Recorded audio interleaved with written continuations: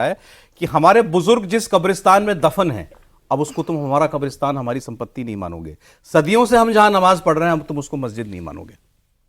ये चल रहा है सर बार, और कब से, जब से ये बिल की चर्चा शुरू हुई है, तब से ये जलसों में बताया जा रहा है। तो भाई, कभी आपने सुना किसी हिंदू ने कहा कि सदियों से हमारा जो मंदिर था वो वक्फ की प्रॉपर्टी कैसे हो गई?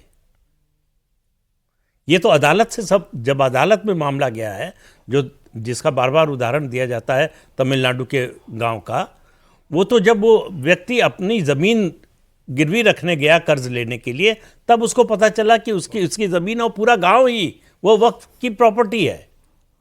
और वो मंदिर, जो वहाँ मंदिर है, वो 1300 साल से ज़्यादा पुराना है। तो देखिए, माहौल तो बनाने की कोशिश की जाएगी, क्योंकि ये कानून लाया ही गया था जिस बात के लिए, मुस्लिम तुष्टीकरण के लिए, मुसलमानों का वोट लेने के लिए।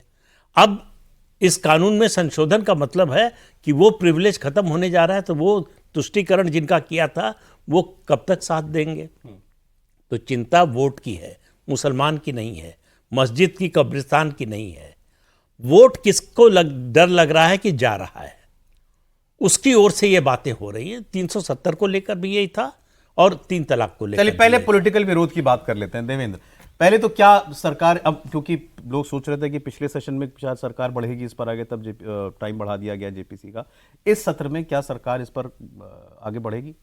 और अभी जैसे देखें सौरभ, सबसे पहली बात तो कि इस पूरे ऑपरेशन को, ऑपरेशन सेंस की इस कानून को में संशोधन को की जो प्रक्रिया है, वो गृहमंत्री अमित शाह खुद मॉनिटर कर रहे हैं। और गृहमंत्री अमित शाह जब किसी चीज़ को करते हैं तो आप किस क्लिनिकल इफ़िशियंसी के साथ करते हैं, आप वो समझ सकते हैं। इसमें समय इस लिहाज से लग रहा है, और सरकार में ये अंडरस्टैंडिंग है कि बहुत आनन फानन में इसको नहीं करना है, और ये मैसेज नहीं दे देना है कि बहुत जल्दबाजी में कोई चीज़ कर दी गई, जैसे जेपीसी बनाना, फिर जेपीसी को इतना टाइम देना, फिर उसमें एक्सटेंशन दे देना इस सत्र के लिए भी। इसमें 2 वजह है। पहली बात तो ये, जैसा कि आपने बताया कि अगर सीए जैसा माहौल हो जाए तो अपने आप में एक बहुत ख़राब चीज़ होती है, क्योंकि इसमें इतना ज़्यादा पैसा इन्वॉल्व है। तो जो लोग पैसे वाले हैं वो तो बहुत आसानी से, ना, जो मुस्लिम में वैसे कम्युनिटी जो कि बहुत ज़्यादा पढ़े लिखे लोग अगर उसमें नहीं है, तो उनको भड़का के इसी तरह की बात की, आपकी मस्जिद छीनने जाएगी, कब्रिस्तान छीनने जाएगी, इसके चलते सड़क पे लेके आ जाए। भाई वो 1 करोड़ मेल करवाई ली है ना, कैसे? बिल्कुल, जो जेपीसी को आए। हाँ, तो सरकार वो नहीं चाहती कि उस तरह की चीज़ों। दूसरी चीज़ कि एलाइज का भी ध्यान रखना, बीजेपी के लिहाज से देखें तो मजबूरी है। एलाइज में अगर अगले इसी साल बिहार में चुनाव होने हैं, जेडीयू बिल्कुल ये नहीं चाह रही है कि उस हिसाब से कोई कटुता वाली बात हो, क्योंकि जेडीयू को ऐसा लगता है कि मुसलमानों के एक सेक्शन का वोट उन्हें मिलता रहा है और आगे भी मिलेगा, इस विधानसभा चुनाव में भी मिलेगा। ऐसे में इसमें बहुत एग्रेसिव होने की ज़रूरत नहीं है। और आपने देखा होगा कि पिछले दिनों जब केंद्रीय मंत्री गिरिराज सिंह ने जो यात्रा चलाई, और उस यात्रा के कई फेजेज होने थे, 4 दिन में ही यात्रा खत्म हुई, दूसरा फेज शुरू नहीं हुआ, उसमें पीछे कहीं ना कहीं जेडीयू का भी दबाव था।